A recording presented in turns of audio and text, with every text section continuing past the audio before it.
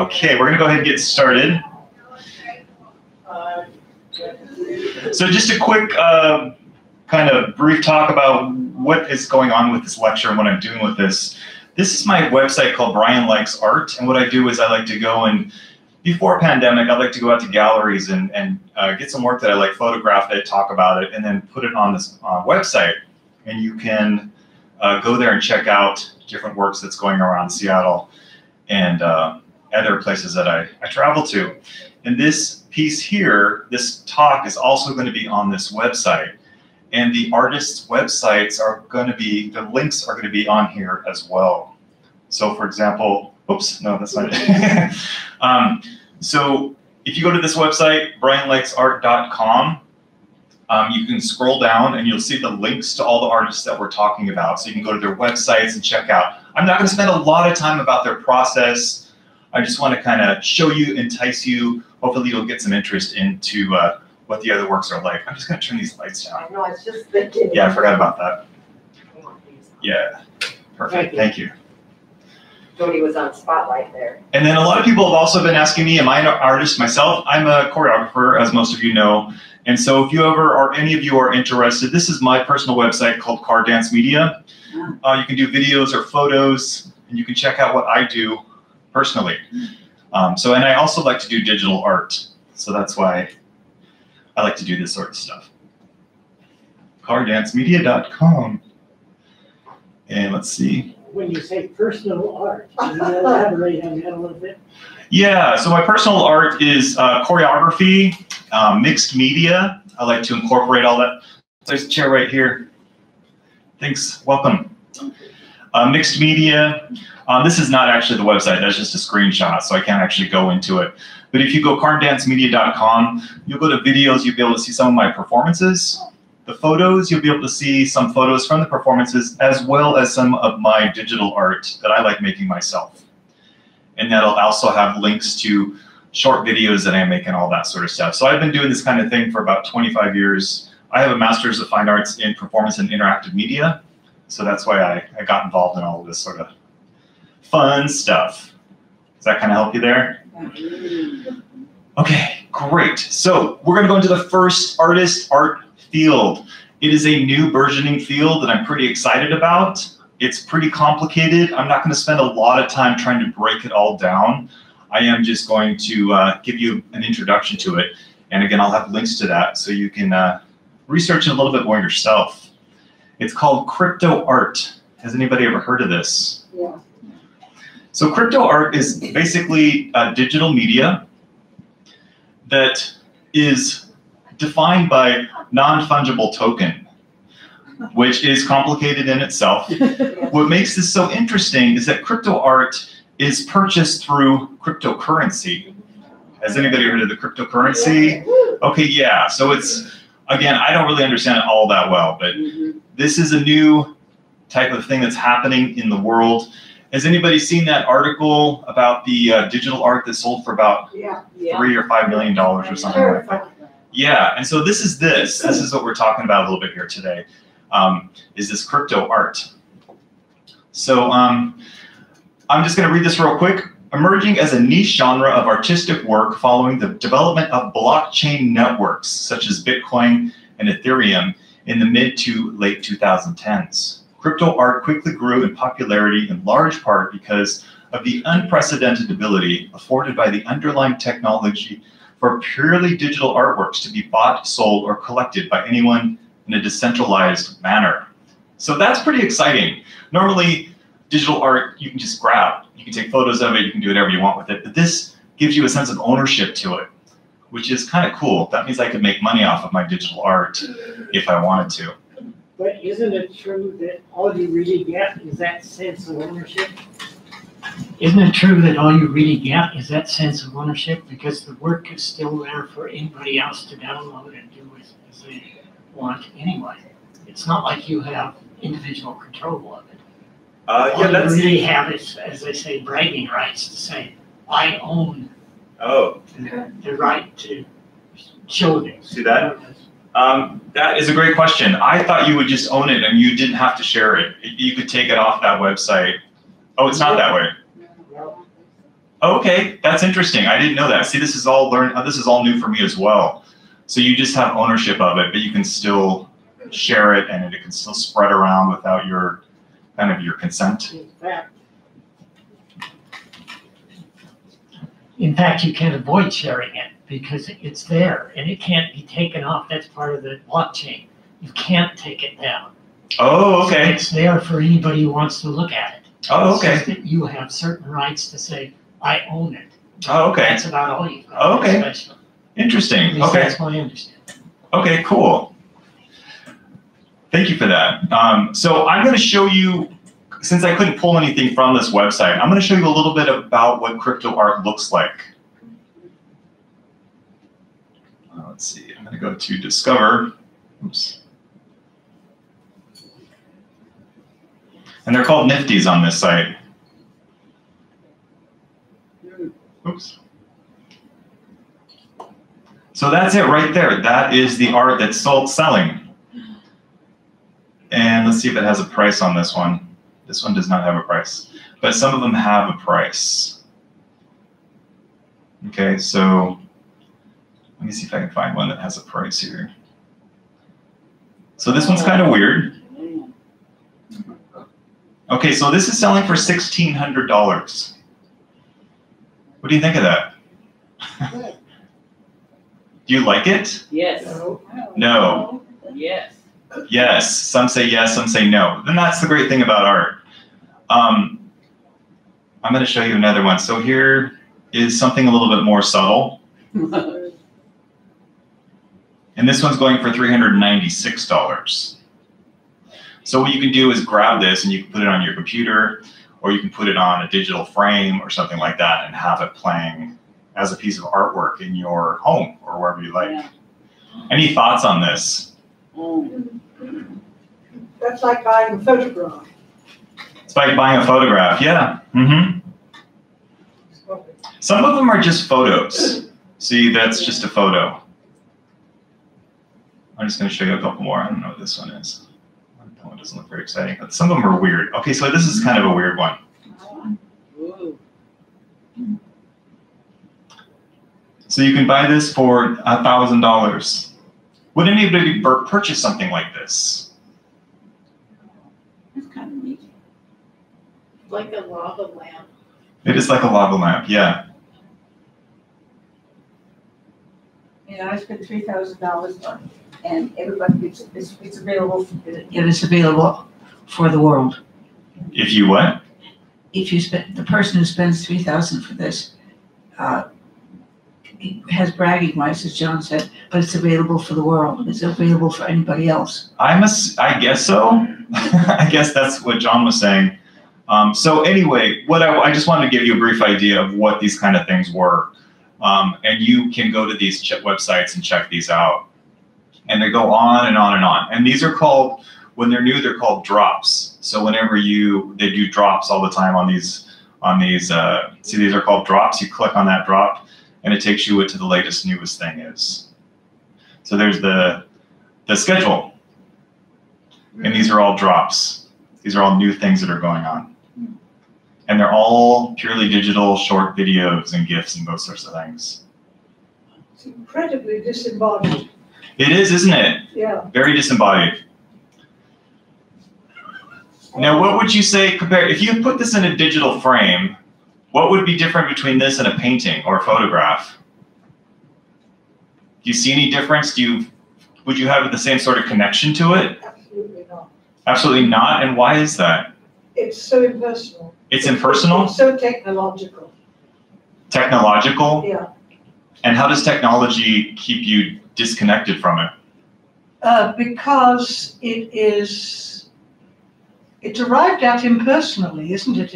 It's arrived at through buttons or however the painting is put onto the screen, whereas a painting, even the most obscure modern painting, is done with a brush and paint and hair and canvas, and this is so remote to me. Mm-hmm. That's good, yeah. What about electronic music? What about music that's used? Same thing to you? It is, okay.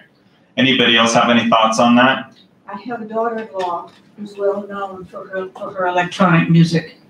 And she puts video with it, and she's well known in Canada.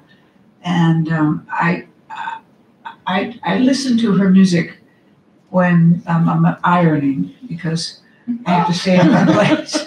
But nonetheless, it's very interesting. It's very interesting. I mean, when you read something, when you hear something by Mozart when he was 13, you kind of know that he was 13 when he did it. But it's fast. Her shows are absolutely fascinating. That's great. Yeah. I think the whole world of technology and art is still new, still burgeoning. And I think I trying to keep an open mind to it, what it is and how it's transforming our idea of not only art, but how do you own art, ownership of art, how do you make art, and the art market itself. I think it's pretty interesting. I love it, actually. May we see the giant swan? Oh, I'm sorry. Could you The giant swan? pan down just a bit? Oh, That one right there it is. This one? Oh, This one? Yeah, well, yes. Oh, so the artist's name is Giant Swan. Oh, of course. Yeah. Yeah. Right. So they do work like this. Things jiggle. I mean, that's pretty impressive. That's a Polaroid photograph that they put inside of that, a video inside of that. And it's actually 2 videos with layered and couched in another video. Can you see the background moving the sunlight? Oh, yeah. Yeah. So, and this one is selling for $700. Oh, it's sold out. Uh-oh. So only 20 of these were made, and now they're sold. So, sorry, Zoa. Well, I All right, my friends, I'm going to move on to the next. I did want to spend I think I may just leave this up to you. There is something called Non-Fungible Tokens, which talks about how you purchase this. But I think I'll leave that a little bit later. Is that okay with everybody? I think it'll be a useful. Yeah, it will be useful. This will contextualize the work. Yeah. Is that okay? Mm-hmm. Okay, we'll come back to it. Now, that said, this next artist, Anna, who could pronounce that? Zereviev. She's Russian. Oh, I didn't even read any of my. I forgot to read my stuff for you guys. Okay, so she is a French-Russian immersive artist. Okay, she actually has also made crypto art, and her early adopter of virtual reality, which you're all familiar with the virtual reality, correct? Yes. Her strong involvement in the community has led her to perform worldwide in mythic places like the Louvre Museum in Paris. I'm going to show you this short video. This is her work. Okay, this is what she does.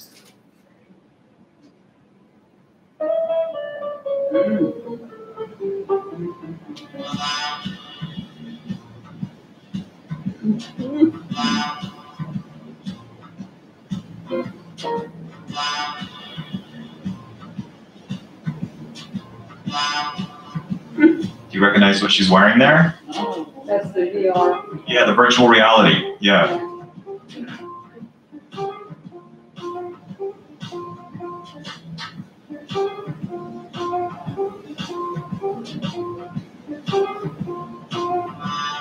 Is this speeded up or is this the rate she's working at? This is the rate she's working at. Yeah. She's clicking on something to get the color. Get color. Yeah. Hi. Do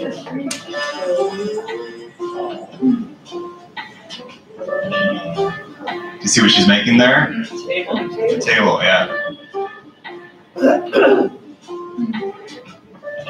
Now how it's working is that she's recording it on a computer. So you can see what she's seeing as she's doing it. Otherwise she would just be doing this in the empty air if she was doing it live. Yeah.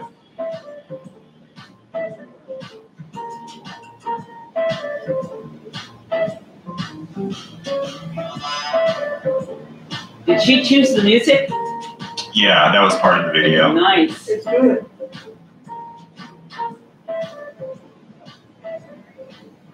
that's wonderful. Oh, Yeah, what do we think of that? Yeah. oh. Did she create that particular style? Oops. Molly's got a comment. Yeah, oh, go ahead, yes. When you had the virtual reality down at the gym, or in here, I guess it was, Yes. and I used the one that was for the paint, the brush. Oh, you did that? I did that, and it was phenomenal because you were actually painting just like she's doing. I could turn around, I could do everything.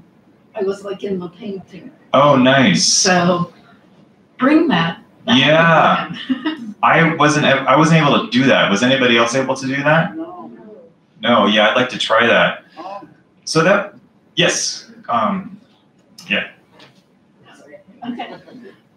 I'm lurking. As a movable form of art, this becomes interesting. To see the finished work disembodied,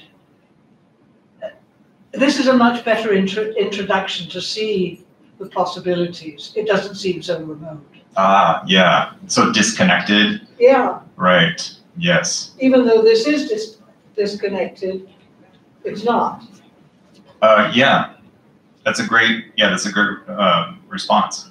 Just to follow up on Barbara's point too. Yeah. It kind of blurs the distinction between painting and performance art. Yeah, Yes, right, exactly. very good, yeah. Exactly. Well, that's what that's great that you brought that up, because she performs these when she goes around. So these are performances that she does. In fact, she did a big opening ceremony. There was about 40,000 people in the audience. It was a huge stadium, and she had done something like this. So yeah, exactly, performance and art coming together. It's a perfect marrying of those two. Yeah. Yeah, I would encourage you to check out her website. She also has a TED Talks on her website that you can check out about what she does. Yeah. Yes, any other questions? Okay, my friends, we're going to move on to Kevin Peterson. Now we're going to go to some more analog style. We're going to go into some paintings. So this is the first one. So he paints fairy tale-like interactions of children and wolves, birds, and bears in scenes much different than the pastoral worlds of storybooks.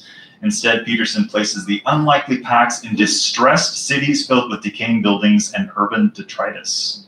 Despite the worn buildings, the young girls in the paintings maintain a sense of innocence while they bravely explore the streets with the powerful compatriots.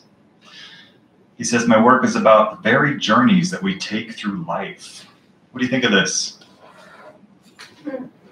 I'd say his words are good. No, but it is. That's a very good description. Uh-huh. Any other thoughts on this? What do you think about relationships that are going on here? Can't figure out. Is the bear protecting the little girl, Yes. or what's? Very definitely. Yeah, and then so there's a story behind this. Is there a story? Yeah, that's a great question. Yeah, it definitely looks like that. It looks like they're friends, like he's protecting her, and it doesn't say there's no real narrative that he talks about behind these other than what I was just saying. But yeah, I mean, I think that's what's so great about this is that there are so many elements happening in there that you can kind of connect the dots in your own way and make your own story. And her eyes are covered, and he's protecting her from the horror around her. Oh, that's good. Yeah. Doesn't want her to see it. Oh, that is fabulous. Yeah, thank you. I like these too. Yeah. The urban decay and the post-apocalyptic feel to them. Here's another one. Oh, Marina. I love the idea. Oh, go ahead, Barbara. Yes. What I think is interesting is that the authoritative figures, like the bear and the hyena, are creatures we fear. Yeah, right. And yet they are our protectors. Yeah. They've come together. Yeah, the little children seem to have. Yes. I'm interested that he's used children, innocent, the innocence of childhood, as one of the players in the scene. Yeah, exactly. And you'll notice the kids don't look particularly happy. You know, there's sort of a dismal feel to it. Yeah, I think that's cool too. That's what kind of drew me to these, with those little kids in these harsh environments with these wild animals and these, you know, urban, super urban environments that you would not normally leave children by themselves. Yeah, exactly. And they seem very relaxed in a way too. I think there's a chance she was raised by hyenas. Oh, can you say that again? Yeah, I think there's a chance that she was raised by hyenas. Oh. And he has brought her down into town, and they're checking out and pointing out the misery that. So it's back to the hills. Yeah. It's definitely got like a storybook feel to it, doesn't it? And I don't know if that's because of the kids or what, but you can definitely. Graffiti. And What is the the graffiti? Are we to read the graffiti? You can, yeah. Does he talk about that at all? You may know what the graffiti means. He may know, yeah. He does say it's about growing up and living in a world that is broken. These paintings are about trauma, fear, and loneliness, and the strength that it takes to survive and thrive. They each contain the contrast of the untainted young and innocent against a backdrop of worn, ragged, and defiled world.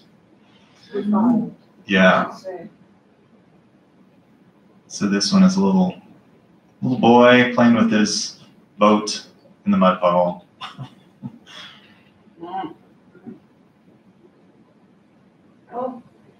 I feel like those animals also represent something, you know. I'm not sure, you know, but you can put a lot of meaning onto these. Well, they have a place in mythology. I Yeah. don't know what they are. Yeah. They have a place in mythology. They all stand for Yeah, right. something important. It's almost like this is a photograph. I mean, look at the way she's standing there. Yeah, and the way the bird's in mid-flight. Yeah. Is that the word wish up there in the top, W-I-S-H? I just wondered, Yeah, I think. Oh, up there? do these paintings have titles? They do not. Actually, when I went on his website, they didn't have any titles. And it's graffiti again. They're all they all have that graffiti in them. It looks like the word wish to me. And smile. Smile. Yeah, smile. Fabulous. Mm-hmm. I'm feeling you could spend an hour, 2 hours a day just watching or looking at one of his works. There's so much going on. I keep seeing new parts of the picture. Yeah, I know. That's what I love about these. There's so many things, so many different elements, and I mean, whenever you see graffiti, it's always someplace that's broken down or forgotten or lost. You know, derelict. People don't pay attention to it anymore, and so I think that's part of that. An empty hay manger. Right, empty hay manger. Yeah. Oh, boy. And I love the way he plays with these animals. You know, they seem so tame that they're not, you know. That's a totem pole. Oh, wow, a totem pole. Oh, yeah. Should be Mm-hmm. unassembled. Any other thoughts on these? Wow. The last two have been, I think, good. The last have been good and or evil and good. And the child is making a decision as to how life's going to go. Oh, this one here? Well, and the other one, Oh, okay. the one with the owl, here was death, and this this cage thing that looks like the man in the iron mask. Are you talking about this here? Yes. Oh, yeah. Yeah, see the two eyes. Yeah, up there. And so that's death and horror, and then over here it says wish, or we think that says wish, and stairway going up to. Oh, wow. Yeah, that's great. Yeah, I think that's what he's doing. The child's having to make a decision as to what life is going to be, which way will they go. Nice. That's great. So thank you. It's very insightful. Well, it's the truth. Yeah, that's lovely. But the picture will never hang on a wall. Why is that? Will it? I would. Oh, these are not digital. No, these are paintings. Okay. Yeah, these are oil paintings, by the way. These are about 2 feet by 2 feet, I believe, and they're for sale. They're about 6,000 a piece. Yeah, I love the depth of them. You know, it almost looks like a photograph. The realism. This is one of my favorites. I don't know why, but I love this one. And specifically, I don't know if it's the colors or the fact that it's so out of context with this polar bear. But it's the abandoned polar bear without an iceberg. Yeah, exactly. Oh. It kind of reminds me of like a weird iceberg, that graffiti over on the left. Yeah. You know, some sort of, Exactly. yeah. It's rubble. Right. Yeah, like war-torn. Yeah. Yeah. Looks like we have a question or a comment. Well, I like that they're moving together. I think they have a plan. I think they said, let's wear white today and let's go somewhere. Yeah. I love that idea that I think Zoe said that they were raised with these animals. You know, that's why it looks so casual. You know, he's just like a dog. He's like, oh, that's my master and I'm just going to follow her. There's a relationship. A relationship, yeah. Maybe did anybody ever see The Golden Compass? Yeah. That movie, The Golden Compass, where they all have their animal spirits that follow them? I wonder if that's yeah, that's a really cool movie. I'd check it out for you. Yeah. And here's another one. Buddies. Look at that colors of that girl's dress. Isn't that pretty? Black. Yeah, and the animals are just so chill. You know, he's not even going to try and eat that fox. They're just all friends. It's like they've all been through a lot together and like, we're just going to stick together. But there's something growing in this one, the leaves on the wall. Yeah, it's a little more hopeful, isn't it? Yeah. Yeah. More positive. The sunshine and the leaves, yeah. And the colors of the dress, I think, will pop more. She's got almost a little bit of a smile on her face. Yeah. And she's got Yeah. a great step too. She's stepping there. Yeah, right. She's got a great step. Yeah. Well, there are shadows. There's light. Yeah, right. The sunlight. Yeah. It's nice to see that. Charlene, you gotta zip it. Faster. I'm just kidding. All right, my friends, we're going to move on to Bisa Butler. These are one of my favorites. I love these. Let's see, where did she go? So she draws from an array of vibrant patterned fabrics. These are all made out of fabrics. To create portraits of everyday people. She eschews representational colors, favoring layered, jewel-toned hues to form the skin of her Black subjects, and often groups figures together in strong silhouette. She says, I've always been drawn to portraits. This is from her, she has a gallery, or she's part of a gallery. I was a little girl who would sit next to my grandmother and ask her to go through her old family photo albums. I was the one who wanted to hear the story behind every picture. This inquisitiveness has stayed with me to this day. I often start my pieces with black and white photo and allow myself to tell the story. Isn't that gorgeous? Oh, Look at those shoes, too. All those layers. Just beautiful. Very detailed. It also reminds me of, there's another artist. Can anybody ever, oh, sorry, John, go ahead. That's all right. I was just going to ask, what exactly are we looking at here? Is this a fabric collage? This is fabric. This is all fabric. Yes. They're all kind of quilted feel to them. Kind of sewn. Yeah. So they're large too. I'll show you a photo to give you some scale to that. Yeah. It reminds me of that other artist, Kehinde Wiley. Oh, yeah. That sort of regal, colorful with the background, the pattern background in those. Also, the woman who's doing the paper cutting. The woman who's doing the paper cutting, she's down at SAM right now. Oh, I've heard of that. I haven't Seattle seen it Art though. Museum. Yeah. It's fabulous and lots of colors. Yeah, I think she did something at the, might have been the same artist that did something at the Fry a couple years ago. But yeah. Yeah, what do we think of this? Any thoughts or comments? I love the skin. Yes. Gorgeous. What is the picture in his hand? In What his, is that limb? the limb? Which is the band? The Oh, up here? Up here? Yeah. I don't know. I don't, that's a good question. Any ideas? It could be just a piece of fabric or something. I'm not sure. Your guess is good as mine on that one. Is that a snake head? I wondered about that. Oh, maybe a snake. Oh, maybe. Yeah. Mm-hmm. Yeah.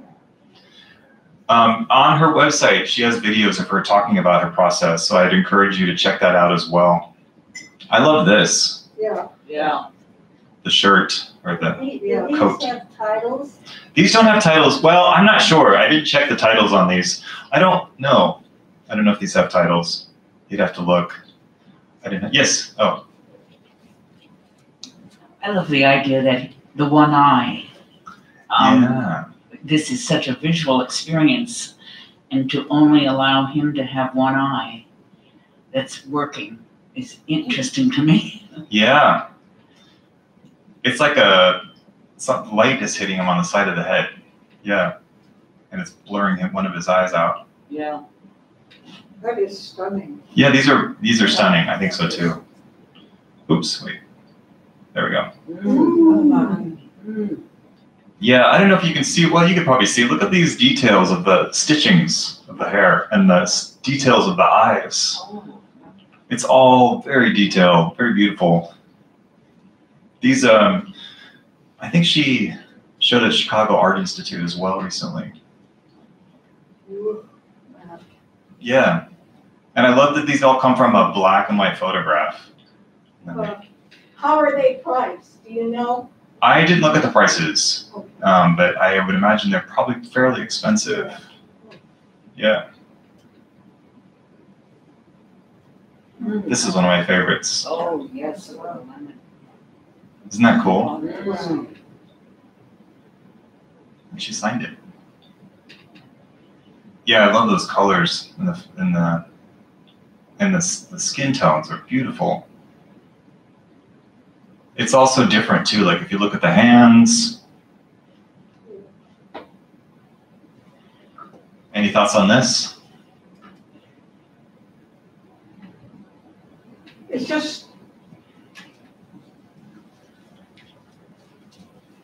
It's just so strikingly, such a striking contrast with the, what is it called? The earlier ones, which are so abstract. This one just has so much depth of construction. Maybe this is what the place in between, but here, this has a sense of durability. Durability? So much has gone into it. Every stitch counts. Mm-hmm. Are you talking about as opposed to the digital works? Yeah. Oh, okay. This has, yeah, this is durable. It's very There is temporary. hands-on. Very. Yeah. Well, that's actually a good question. Is it temporary? I mean, technology could last longer than this piece of artwork. Only as long as there's electricity. That's true. I Yeah. just love the tilt of her. Yeah, right. And that I position. thought of you, Bryon, getting us to get the head where it is and then one shoulder higher than the other. It's almost inviting. She's softer because she isn't squared up. Ah, Yeah. She's more inviting and more open to discussion or open to doing something with me. It isn't a rigid body. it is not a rigid body. Although, in a way, she's a little confrontational to me Oh. with her arms crossed. Yeah, okay. You know, but she's ready to listen. She's ready to say, okay, what have you got to What say? have you got to say? You know? Yeah. So, oh my, there he is. Yeah, I think this is gorgeous. Yes. Yeah.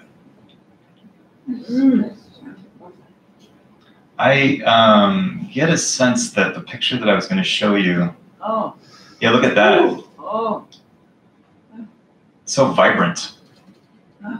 I love the urban nods too. Like, so this obviously we saw a close up of this one earlier. Yeah, and that's the full image. Oh, but look at his boots. Look at his boots. He's grand. Yeah, I mean, look at these, like the. Yeah. I mean, and again, I think Nancy had touched on that, said something about it's something you can just stare at and find new things all day long. Yeah. Never be done. And they're soft, like they're you know, they're fabric. Yeah. Which I think is nice. Mm. Yeah. Wow. Fellow human being. Oh, there's one. Okay, so there you get the idea of the scale. Oh, they're huge. Life size. Yeah, they're almost life size. Yeah. Mm-hmm. And that's the artist on the left. Oh. Yeah. Wow. Yeah, I would love to see these in person. Just check the time here.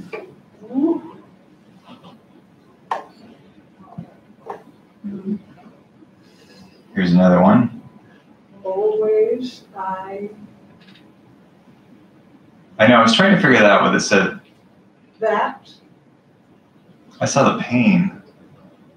She's in pain, very unhappy. Yeah, she does not look very happy in this, does she?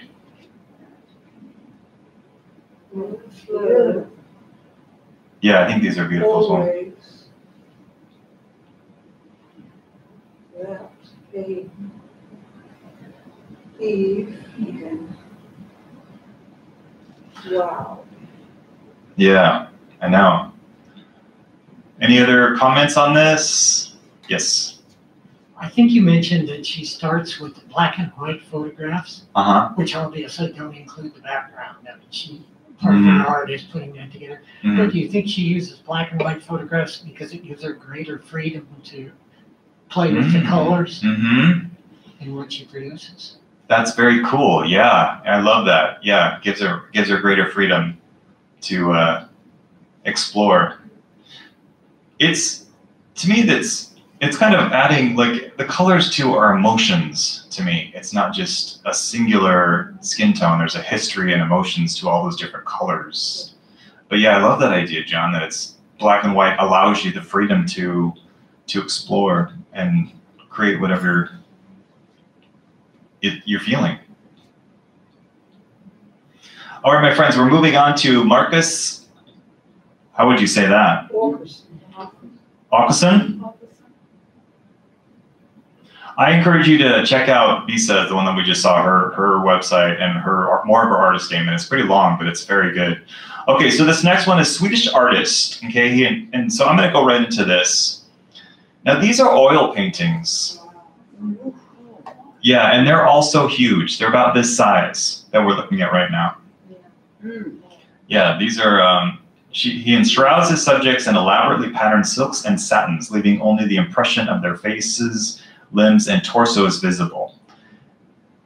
So this is called Now You See Me series.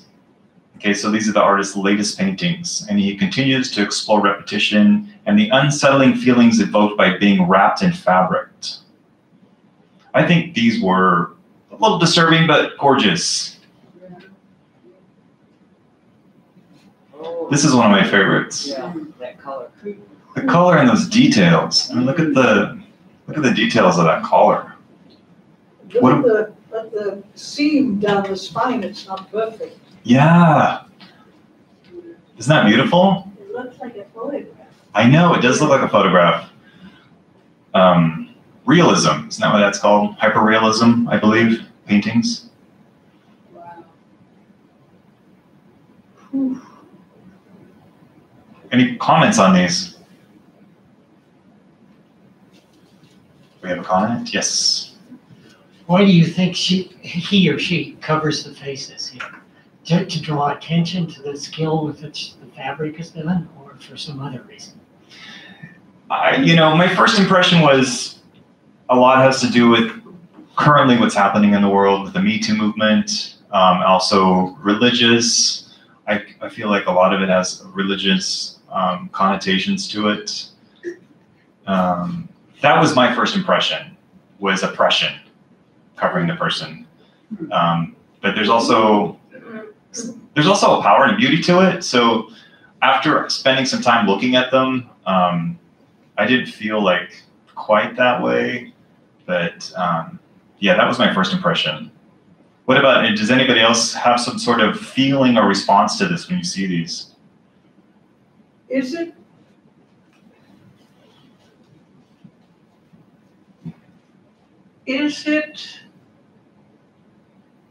alluding to the soft line between feminism and change? Feminism and change? Well, we are coming into a world where people's identity is more fluid. Oh, nice. Uh-huh. That's a good point. It Yeah. looks feminine, but so do some of the changes. Right. Yeah, that's a good insight on that. Sorry. Oh, sorry. Well, I'm sitting here saying we've been wearing masks. Yeah, right. And we have missed seeing each other's face. Yeah. And seeing the face is important. So this artist doesn't want us to know this person, is my feeling. Because eyes, as we have found out, mouth is important in communicating. So I'm not feeling like I'm communicating or relating to the masked, covered face. Other than the fact that you have experience in being covered, so perhaps that connection is there. Yeah, that's a great point. That was also, I forgot about that, the fact that we've been covered in masks this whole year. Also, I felt kind of relating to this feeling of that. But at least we have eyes. There are no eyes. Right. Yeah. Is that a mouth we're seeing? Yeah. It looks like one to me. The mouth Up is here? exposed. No, it's fabric. That's all I fabric. think that is. Yeah, because if you look here, it's the same as these shapes. See how if you pulled it down over your face, it would look, I'm sure he's alluding to a mouth. Well, I'm not sure of it, but that's kind of what I get. Yeah, there is no skin showing anywhere. But it's cool that you thought that. Okay. But the details of the fabric Have a touch of Dutch interior. Oh, maybe that's in because of his, detail. yeah, maybe that's because of his last name. So he says, actually, I found this, it says, he began with designing the traditional florid motifs that are printed onto the largely unshaped fabrics. The artist then envelops models in the textiles before posing the subjects for the discomfiting portraits? Discomfiting? Is that a word? But there's no R in it. No. Oh, discomfiting. Thank you. This is my favorite one. Oh, yeah. Look at the shadow face. Yeah. I would love to own this one. Isn't that beautiful?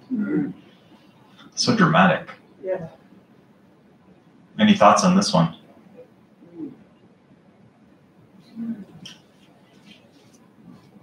Well, what I think is all the history of art, the human body has been very important. And here we have an artist who essentially is dismissing the human body rather than emphasizing it in favor of the patterned textiles. And I think that's very interesting, really. He's taking something that more often than not in a painting would be in the background, or it might be on a table or something like that. Or it could be something that somebody was wearing, but it would definitely not be the central focus of the painting. The figure would be the central focus of the painting. So I think it's a very interesting concept that he has. It's very discomforting. Yeah. It makes you uncomfortable because Right, it's not the way we are used to seeing live. So I just think that's very interesting, really. Kind of wonder why. That's right. Why? I mean, what's his shtick here? Does he just like paint? I mean, he's a great painter, a great Right, technician, right. and maybe that's what he wanted to show. I don't know. Is he a younger person or an older person? I didn't read actually his CV or his resume. Yeah, but yeah, you should check it out and find out. Yeah, What's his name again? Marcus. Mark. Yeah, Akason. Yes. I have a feeling, when I see these, I think of people in burqas, Right. and you Yeah. don't see anybody, and it's very disquieting. Mm-hmm. And they feel both as this is almost a parody on that. Mm. We can cover you up with beautiful stuff, Yeah. Mm-hmm. and it still is eerie. It And it is. still Yeah. is disquieting. It is, and I wondered if this figure had been in a more powerful stance, if you would have felt different about that. But yeah, there is a feeling of oppression. To me, it symbolizes isolation. Mm. The Mhm. person that's all covered up is trying to isolate themselves from whatever is going on in the world. Oh yeah, right. Yeah. Yes. And that's the way the world is going with all of our digital hookups, et cetera, anywhere you go, you don't talk to anyone anywhere. They're all busy with what they have. Yeah, I think he's talking about the world. He's talking about our society, and we're these are heavy. Mm-hmm. Yeah, they are. They're serious. Yeah. very serious. Yes, Barbara. And he's paying attention to the fabric, not the being. Right. The details of the fabric. Yeah. Right. The being is vanishing. And I'm wondering if he used the same being in every picture. So those are the size of the pictures. Wow. Whoa. So they're very. I think makes it even more powerful the size, the scale. Yeah. I don't know if that's probably the artist. Would you give us some of these last artists, their names? Maybe we can pick a sheet up from you. Yeah. Well, I'll send you the link to the website. All the links and the names are on there. Yeah. So you can check out further these artists. Yeah. Yeah, these are beautiful. And this is one of my favorites as well. It's a little more hopeful. Oh, I just thought it was beautiful, very rich, those colors. oh. Oh. Yeah. Is it highlighting or blending? Right. I know. Good question. Yeah, highlighting or blending. Yeah. Oh, boy, that's.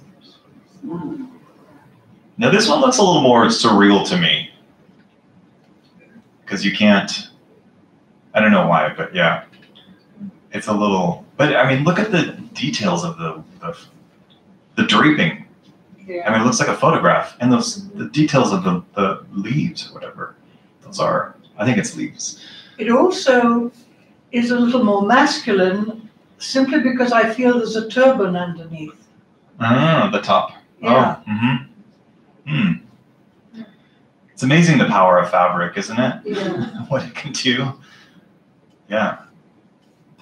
Let's see. We have a few, a little bit longer. And I love the shadow. I mean, look at the light in the shadow. It's as if it's it's the depth. It's gorgeous. Ooh. Yeah. It almost looks satin. Yeah.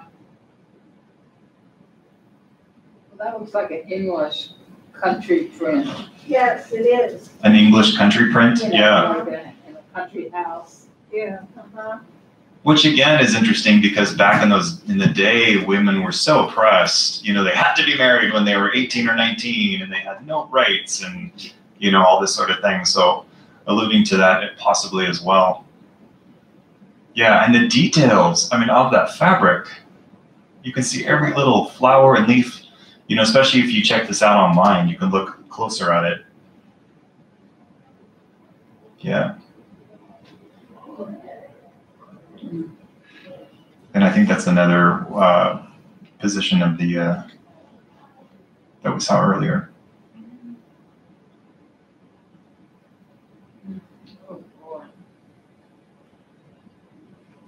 I kind of like it with, what's that? That is male. Male, I don't think so. really? Breast. I'm intrigued that lighting Yeah, the is lighting. a very important variable for each one. Yeah, it's the lighting. Yeah, that's great. Catching that, yeah. The lighting is beautiful. Is anyone else feeling the oppression as we're moving through these? Yeah, right. Is anyone else feeling the oppression, Zoa asks? Well, I'm thinking about Afghanistan. Right. This is Yeah, exactly. exactly what's gonna be happening in a month. Yeah, 2 or 3. it's very contemporary, yeah. I think you said that this artist starts by designing a fabric. Was that correct? I think let's see. I think he drapes the fabric. You're right. He does. He designs the Creates fabric. Yeah. Designs the fabric. He designs the fabric. So there's actually like a 2-step creative Yeah. process here. You'd have to think about what's in his mind when he creates the fabric and what he's planning with that, and then when he composes the picture. And then you just have to be astounded that he does it twice, essentially, by painting it. That's great. Yeah. That is amazing. That actually takes it to a whole stratosphere for me to design that and then paint that and come up with all of that. That's pretty impressive. I mean, that's incredibly impressive. Yeah. All right, my friends, we're gonna, last thing is a little more lighthearted. I just thought these were cool. These were fun. These are called mechanical sculptures. They're very hypnotic. This is by Jennifer Townley. I'm supposed to say that. I think I accidentally. Okay, yeah. And I'm just going to show this kind of fun thing. Oh, wonderful.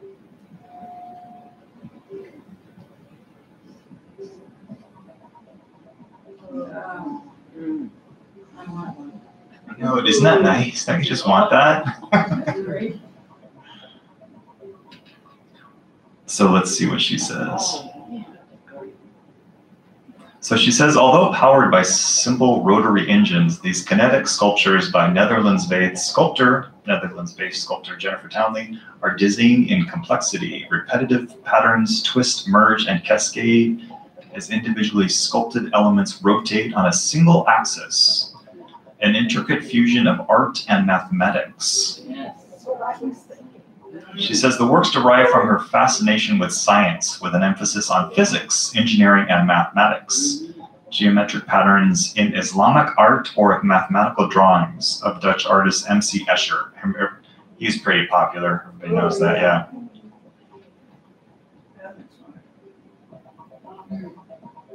What is the material?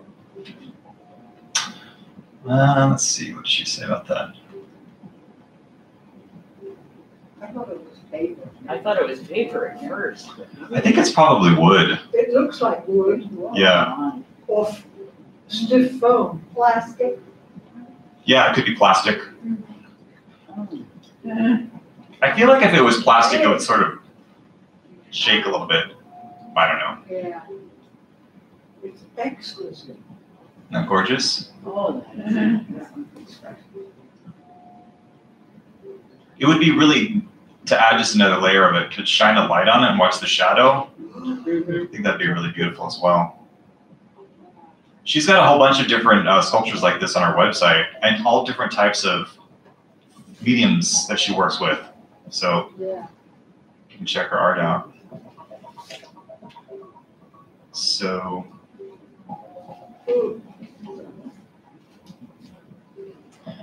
all right, yeah, and that's the full size of it. That's all you got? There's another one, but it's all back at like about 2 minutes to 2. This is so exciting. Yes, thank you, everybody. I really appreciate it, and thank you, Charlene, for zipping around. Woo, Charlene! Yeah. Oh, wow.